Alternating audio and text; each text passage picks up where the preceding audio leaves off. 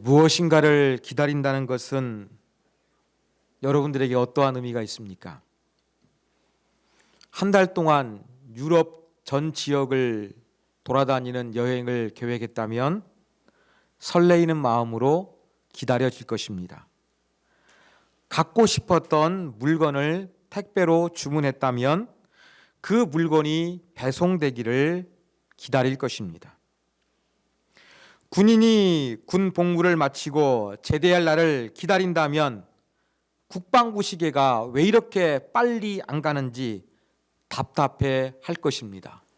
군대 다녀온 남성분들은 아마 이것을 잘 경험하셨을 것입니다.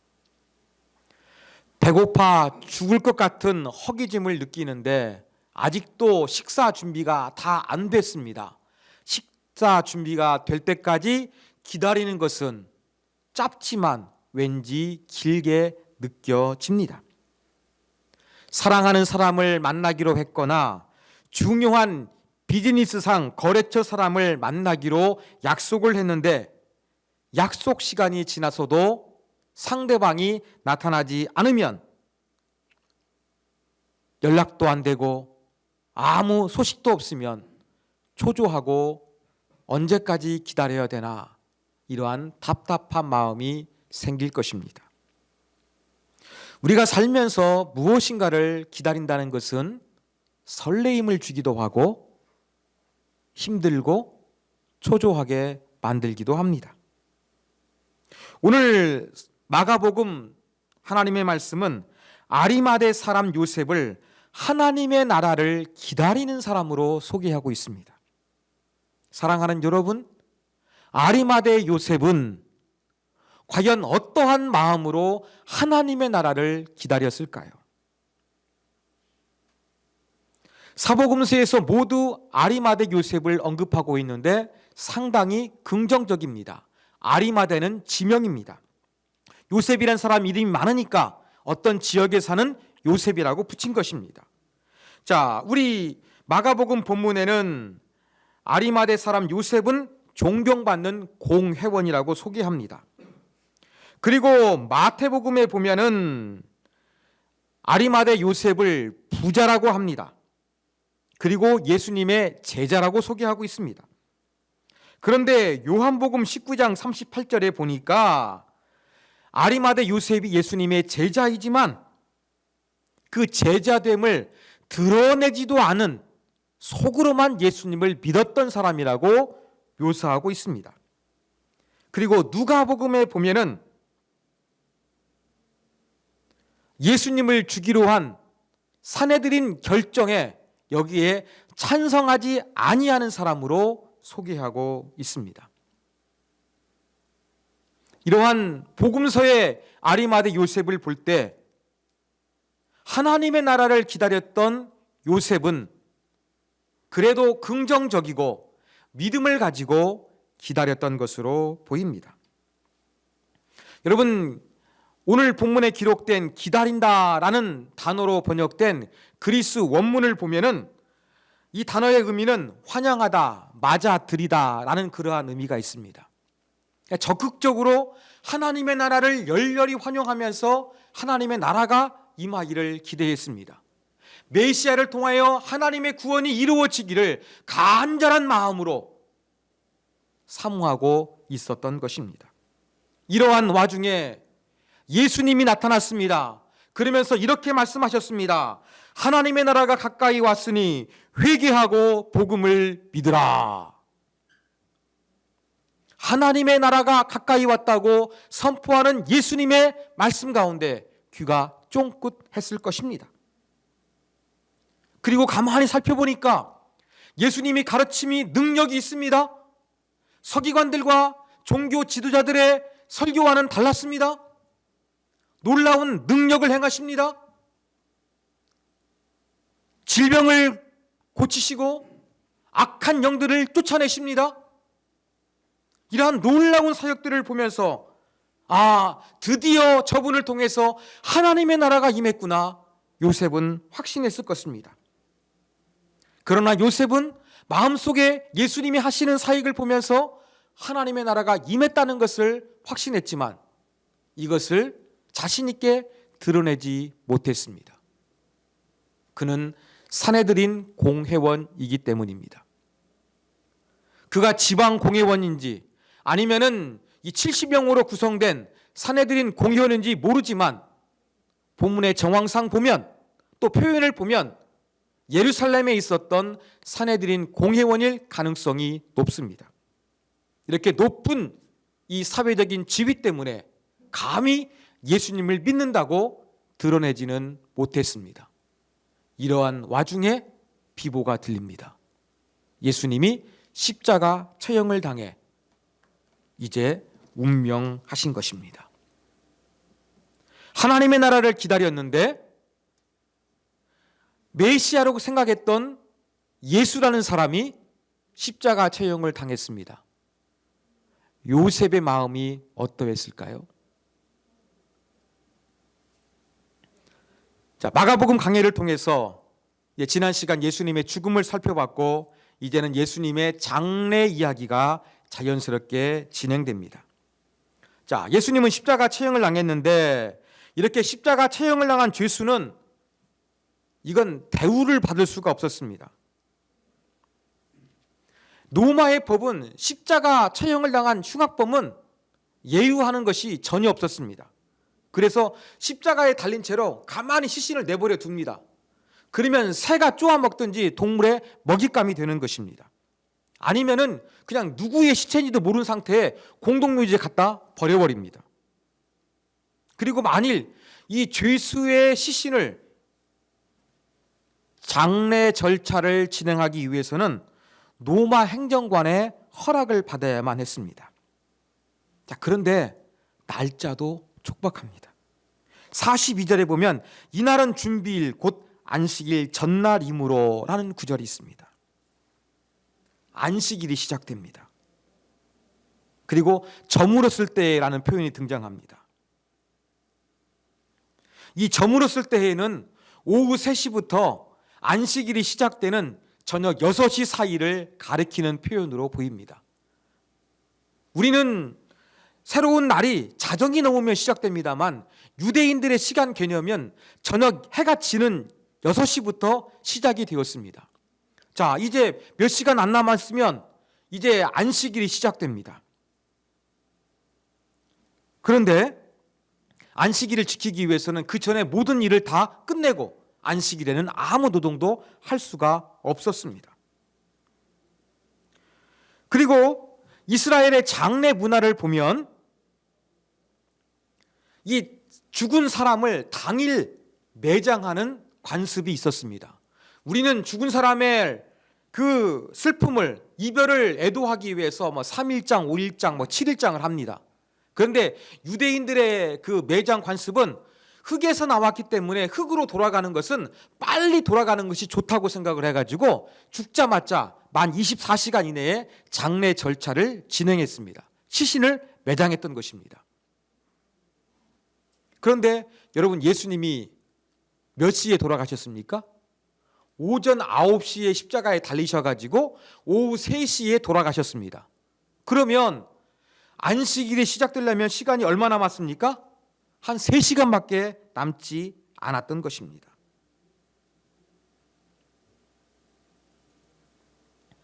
자, 또 매달려 죽은 사람 당일에 장례를 했는데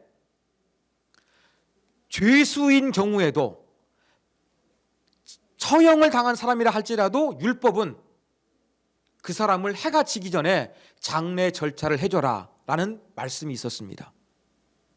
자, 안식일을 준수해야 됩니다. 몇 시간이 안 되면 안식일이 찾아옵니다. 거룩하게 지켜야 되겠죠? 그리고 장례 풍습에 의하면 이제 그 안식일이 시작되기 전에 또 십자가 처형을 당한 죄수라고 할지라도 만 24시간 이내에 이제 장례 절차를 진행해 줘야 됩니다. 예수님 곁에 누가 있습니까? 아무도 없습니다. 바로 이때 아리마대 요셉이 등장합니다. 43절, 아리마대 사람 요셉이 와서 당돌이 빌라도에게 들어가 예수의 시체를 달라 하니, 여기서 주목해야 할 단어는 당돌히다라는 단어입니다. 그리스 원어의 의미는 감히, 용기를 내어 뜻이 있는데 문맥상 용기를 내는 것으로 번역하는 것이 좋습니다. 요셉이 예수님의 시신을 요구하는 데는 용기를 내미 필요했습니다. 세 가지 측면에서 용기가 필요했습니다. 첫 번째 용기는 안식일 준수에 대한 용기였습니다. 자, 예수님의 시신을 갖다가 장례 지내는데 여러분 생각보다 장례 절차에 시간이 많이 걸리게 되면 6시가 넘어가 버리게 됩니다. 그러면은 안식일에 시체를 만지게 되는 부정함이 임하게 되는 거예요. 그러면 안식일을 거룩하게 지키지 못합니다. 안식일에 행하는 여러 가지 행동이 있는데 거기로부터 제약을 받을 수밖에 없는 상황이었습니다. 안식일을 못 지킬 수 있는 위험을 뛰어넘을 수 있는 용기가 필요했던 것입니다. 두 번째는 예수님과 가까운 사람이라는 것을 드러내는 용기를 내었습니다. 여러분, 사람이 죽은 시신을 요구할 때에는 가족들, 가까운 친척이나 친구들이 이것을 요구를 했습니다. 근데 지금 이러한 역할을 누가 하고 있습니까? 아리마대 요셉이 하고 있는 것입니다. 해가 지기 전에 시신을 매장하는 것도 가족이 해야 되는 의무 상황이었습니다. 그런데 가족도 아닌 아리마대 요셉이 지금 나서고 있는 것입니다. 이게 바로 무엇입니까? 나는 예수님과 가까운 사람이다 라는 것을 공개적으로 드러내는 행동이었습니다. 산헤드린 공회에서 예수님을 정죄했고 빌라도의 재판을 통해서 예수님을 사형에 처하기로 했습니다. 이러한 사형자와 예수님과 아리마대 요셉이 한 통속이라는 것을 나타내는 것이 바로 예수님의 시신을 요구하는 것 가운데 담겨져 있던 것입니다. 여러분, 이것이 두려워가지고 베드로와 다른 제자들이 어떻게 했습니까? 체포당하자마자 다른 제자들 다 도망해버리고 말았던 것입니다. 세 번째, 이 아리마대 요셉은 자신의 지위와 재산을 포기할 수 있는 용기를 보여주었습니다. 예수님의 사형 제목이 무엇이었습니까? 유대인의 왕, 로마의 반란을 일으킨 쿠데타범이었습니다. 이러한 로마의 쿠데타를 일으킨 사람에게 동정심을 베푸는 것은 예수님의 제자라는 의미를 나타내는 것이기도 했지만 사람들로부터 의심을 받고 아리마대 요셉의 지위와 재산과 생명이 위험에 처할 상황이기도 했던 것입니다. 여러분, 그는 산헤드린 공회원이라서 지위가 매우 높았습니다. 또 부자라고 소개합니다. 잃을 것이 많은 사람이었습니다. 부자는 몸조심을 해야 됩니다. 그런데 이런 사람이 용기를 내어가지고 예수님의 시신을 요구하고 있습니다. 자칫 잘못하면 다른 산헤드린 공회의원들에게 눈밖에 나게 됩니다. 빌라도의 눈총을 받을 수도 있습니다. 재산, 지위, 생명을 잃어버릴 수 있는 이 위기 속에서 용기를 내어서 예수님의 시신을 요구했던 것입니다. 그렇다면 아리마대 요셉이 왜 이렇게 용기를 내고 있는 것일까요? 그 이유가 궁금하지 않습니까? 예수님에 대한 부활신앙, 우리는 논리적으로 생각할 수가 있습니다.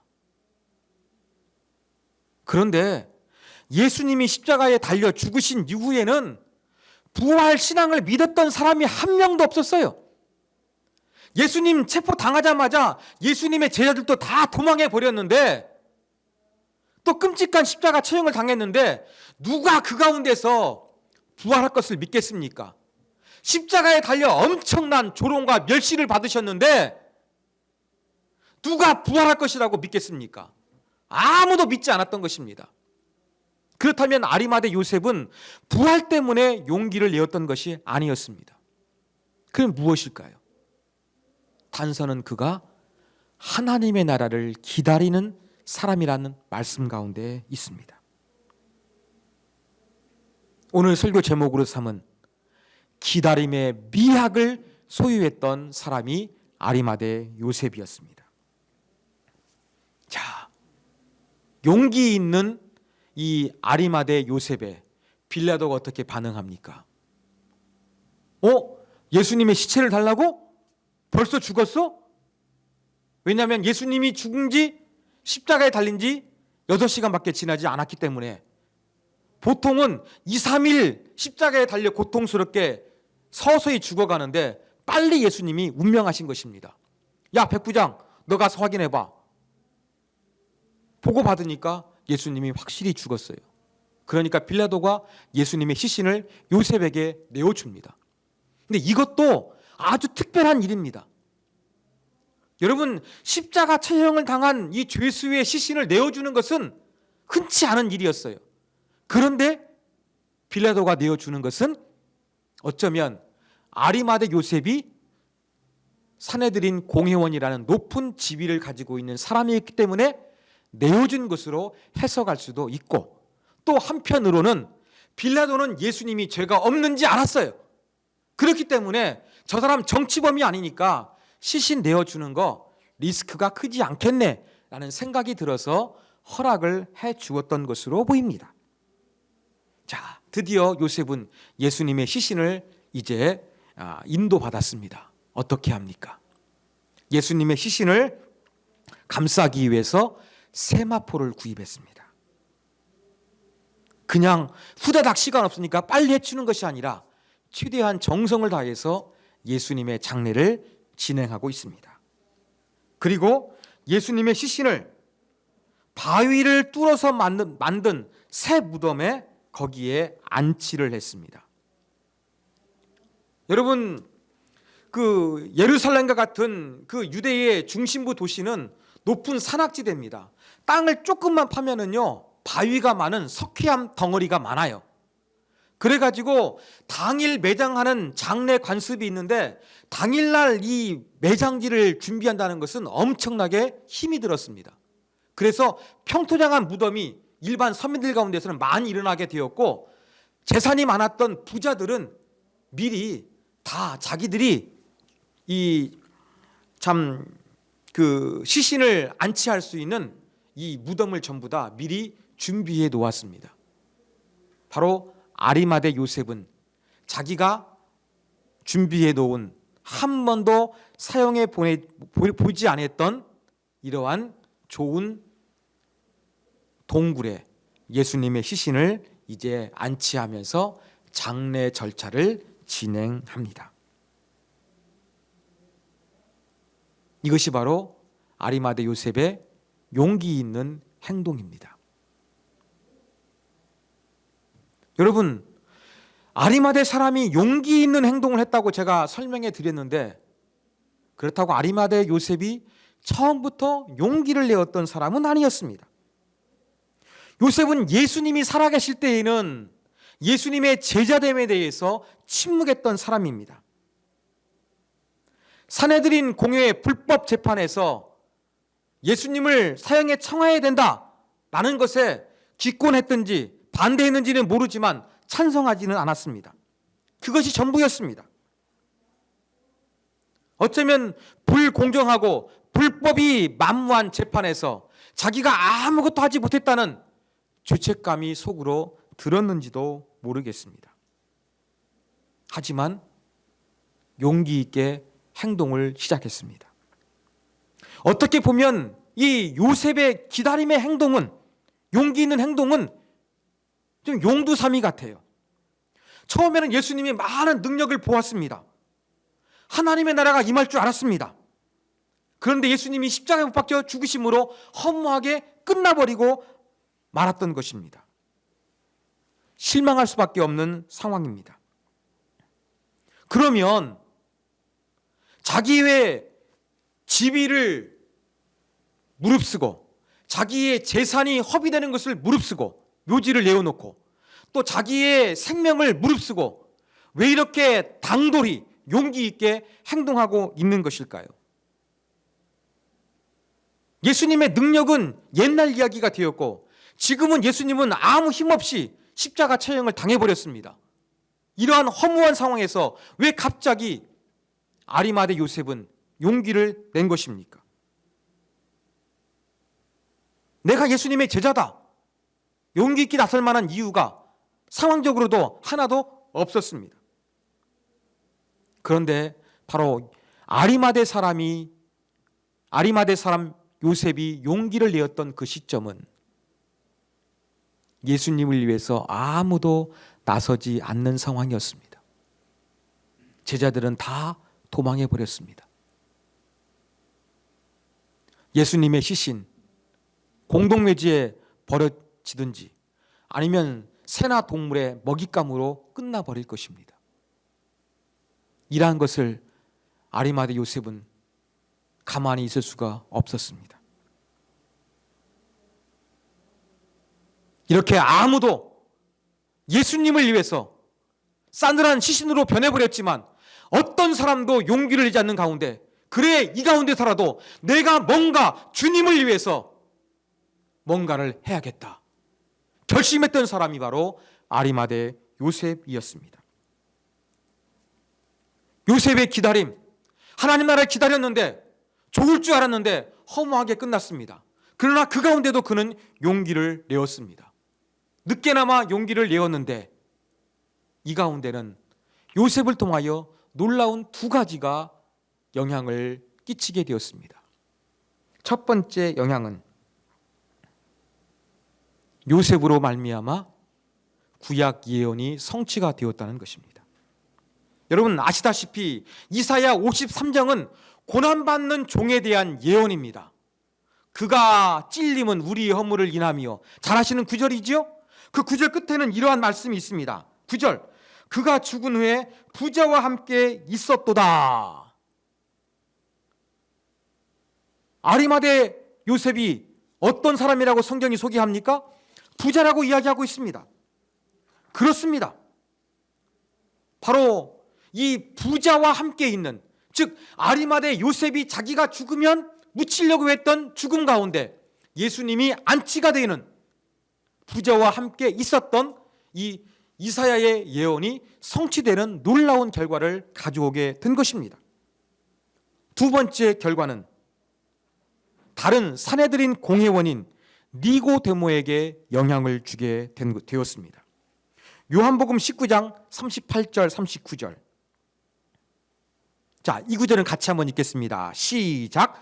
아리마대 사람 요셉은 예수의 시체를 가져가니라. 일찍이 밤에 찾아왔던 니고데모도 몰약과 침향 섞은 것을 100리트라쯤 가지고 온지라. 자, 니고데모는 한번 이 중생에 대하여 다시 태어나는 것이 어떤 의미가 있는지 밤중에 예수님을 찾아왔던 사람입니다. 이 사람도 사내들인 공회원이었어요. 그런데 이 사람이 지금 뭘 가지고 옵니까? 그 사람이 죽으면 그 썩은 냄새를 조금 감추기 위해서 향품을 뿌리는데 이 향품을 가지고 온 거예요. 어디로 가지고 갔을까요? 골고다 언덕으로 갔을까요? 공동묘지로 갔을까요? 아니, 향품을 가지러 간다면 정확히 위치가 어딘지 알아야 가겠죠. 그렇죠? 그러면 니고데모도 알았던 거예요. 아, 나와 똑같은 사내들인 공회원 아리마대 요셉이 예수님의 시신을 장례를 진행하고 있구나.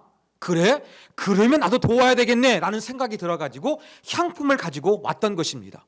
그러면 이러한 니고데모의 행동에는 누가 영향을 준 것입니까? 아리마대 요셉이 영향을 준 것입니다. 사랑하는 여러분, 하나님 나라를 기다렸어요. 허무하게 끝난 줄 알았어요. 그렇지만 기다림 속에서 나름대로 아무도 예수님을 위해서 나서지 않는 순간에 자기가 나섰더니 구약의 예언이 자기를 통해서 성취가 되어지고 다른 사내들인 공회원이었던 니고데모가 장례 절차에 동참하게 되는 놀라운 변화가 나타나게 되었던 것입니다. 이게 바로 무엇입니까? 기다림의 미학입니다. 기다림의 미학은 요셉만이 아니었습니다. 47절. 막달라 마리아와 요새의 어머니 마리아가 예수 둔 곳을 보더라. 마리아라는 이름 2명이 등장합니다.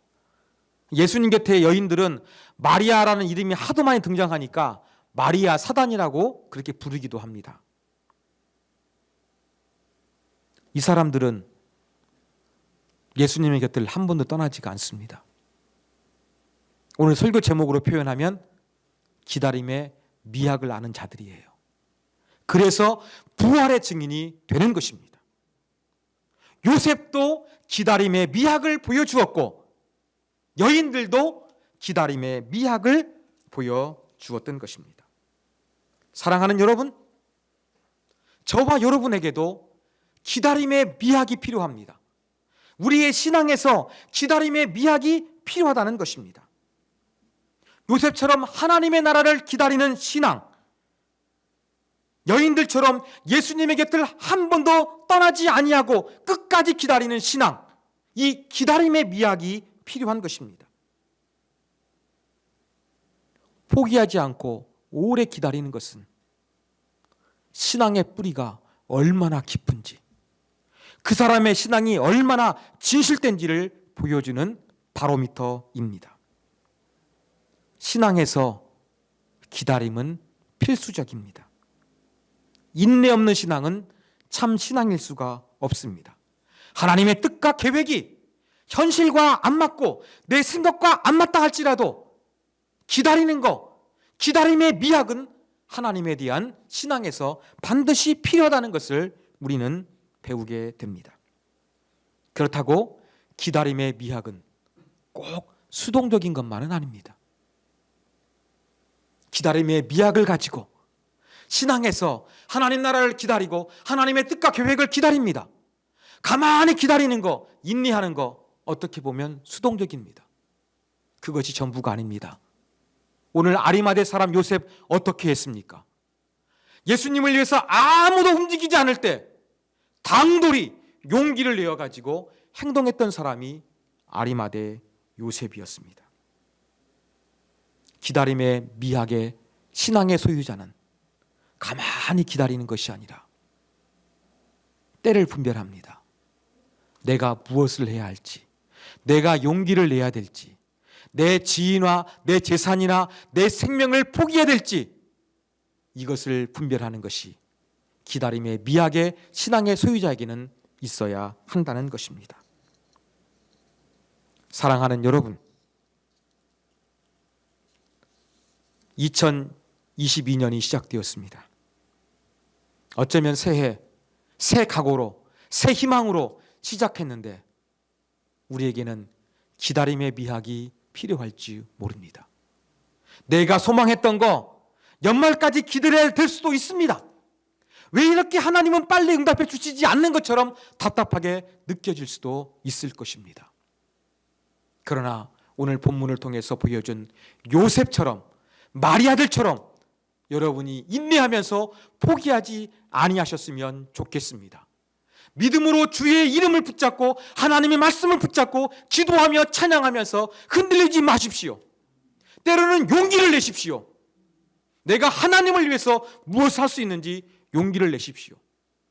이렇게 기다림의 미학 속에서 우리가 흔들리지 않는 믿음을 가지고 가면 연말에 하나님께서 풍성하고 아름다운 결실을 맺을 수 있도록 우리의 삶을 인도해 주실 것입니다. 이 말씀을 기억하면서 새해도 희망차게 기다림의 미학 속에서 승리하시는 우리 모두가 되기를 주님의 이름으로 축원합니다.